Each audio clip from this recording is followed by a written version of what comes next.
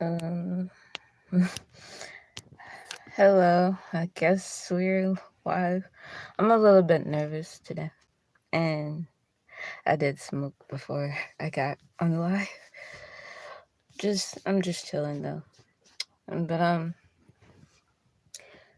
if you are seeing this is for you. This is on your For You page. So this is just like an update, like a life update. I'm good. I'm somewhere safe and somewhere safe. And I coped. But yeah, it feels like the beginning stage of the some sort of apocalypse type of vibe. And I'm like, oh god. I hope I didn't jump into a timeline that I didn't really want to be in, but I'm taking the request. So yeah, and this is what this video is about. Like, it's gonna be small, it's gonna be short. So it's about how you are being aligned with your future. You are starting to see the signs and following them. A lot of times we get a little scared of following signs or doing these type of spiritual requests. It's you really fulfilling a purpose in life or trying to complete a mission or a goal for you or for your ancestors. So I asked myself this question last night. It was around about like 3:30 a.m. I was up pretty late. I don't know why. I didn't fall asleep until like 4 something in the morning. So I asked my ancestors when we summon the ancestors within us to come forward, does that mean our ancestors are us now? They're housing our body, but where does the original soul or the original spirit of us go? Do the original soul of us tend to, or is now the ancestors? And by when I mean ancestors, like gods and goddesses included within our ancestors. So are we the gods now? Or is the gods within us or just housing our spirit? Where is our spirit in the ether? Like when we summon these things. Because we gotta be careful on which ancestors we are calling on. Not every ancestor is with you, some are against you. Some of them are still on the cross and didn't try to finish their request,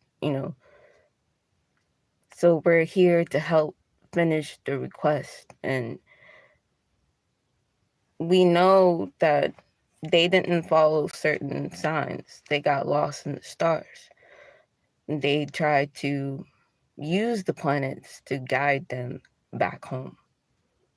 And they don't even know what home looks like. So now that I'm wondering, since some of us are connected to some of these gods and goddesses, are we taking ourselves and them home, like at the same time, where their past is our future or vice versa present, if it makes sense? And when you unlock your Akasha records, you're wondering which planetary system are you pulling on? Who are you operating on? You kind of gotta look at numerology and study certain things, what certain numbers mean, mm, when they speak to you in code. And it's up to you to decode it, like however you can understand it yourself, not what somebody else understands. If you need clarification, ask for clarification. But don't sit there and try to use or abuse the psyche to give you all the answer. You got to use your psyche to get all the answers. And by doing that, it's called shadow work. It's called going with the dark night of the soul of you to understand the light side of you. Understand your Nephilim and understand your Draconian. You gotta have both darkness and light. It's kind of like the yin and yang. It's the same concept. But I also had another question. I don't know if I should say this shit on YouTube because the shit is very religious based, but I'm not trying to push on religious based. I'm trying to tell you how to use your subconscious, but also take on what these angels and, like, what these gods and goddesses did, take note, but also take note on how you're comparing yourself with them or comparing yourself with self. And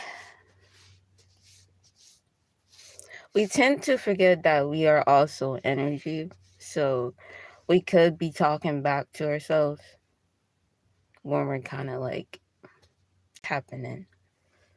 I know I talk to myself a lot. So again, I'm not trying to push this question out. I want to say it, I want to ask, but it's like, I don't know how many can really take this question. It's very deep and it's weird.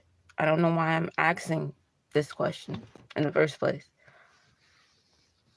So I asked, did God wanted to wait? Did the angels and demons had a choice of their position and role in life? Did God ask them what position they want in life, or did He just gave them the role, the character, and somehow they eventually woken up to an idea that they was placed there? They didn't have a choice. So now they're choosing to have a choice, but they don't know what choice to make. I asked them, does free will comes with a price, or is free will by choice? They say that they don't know if they have free will because we don't know if we have free will. And we don't know what free will looks like outside of us or inside of us. We always looking at something that what's controlling us all the time or what's influencing us all the time. Sometimes we can possess oneself. It's allowing the ego and the spirit to coexist at once. Let the ego get its ego, let it get its karma, and then let spirit also do the same. And then once they figure out that they are one, everything starts to align within your reality, within your space, and your respective of life. I told myself yesterday, because of a conversation that I had with like a random stranger. She was very nice. She told me I shouldn't judge a job based based off what it looks like. Like, don't judge a book by its cover. And she was telling me about like CEO stuff and learning to want to own your business is you can't always judge somebody's appearance or internal appearance, like what's inside of them. You gotta let them shine for who and what they are. Because a lot of times we tend to stop like our abundance because of these low vibrational thinking, like this first matrix system thinking it's stupid, and it's vice versa when these jobs be trying to hire us and they try to judge us. And come to think of it, when we get hired on, we tend to do their job and our job, but we don't get paid the same, or we don't get acknowledged enough. And it's just it's a enslavement system, and I started to notice that.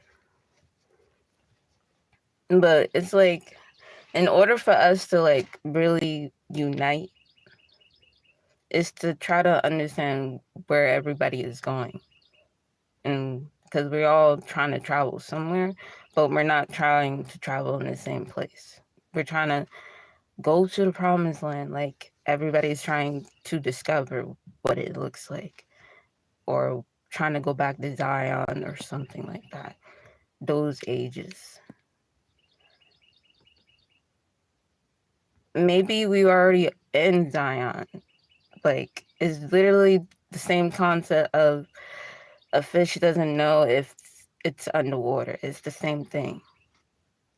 Same type of concept. It's totally up to us to have our own knowledge to go within, instead of wondering what everybody else thinks. What about what you think? It's okay to notice their opinion, but what about your opinion? Your opinion matters too. You're not just an NPC in the background just watching. Like, you're just not. You also have a spirit that's willing to express and hold a house of expression. So use it. See, now I'm realizing that I'm a Taurus. I'm literally activating my throat chakra. Even though they want me to shut up, and I'm hearing them telling me to shut up, I'm telling them to shut the fuck up too. So it's me yelling at them yelling at me is activating within me. So that trauma is causing a portal and opening for me to travel to and from. But yeah, this was just like a little update, I guess. I don't know what I hope everybody understands, but if not, we just gotta get connected. We just gotta channel within. But make sure you hit that like button, that subscribe button. Also, everything is underneath this video. My Cash App and phone number if you wanna send some donation and send some love. I appreciate it, and I hope y'all are having a blessed time. A blessed time. That's all I could say. But my Cash App is thefollowerlavender. So I much appreciate the blessing, and love and light. See you next time.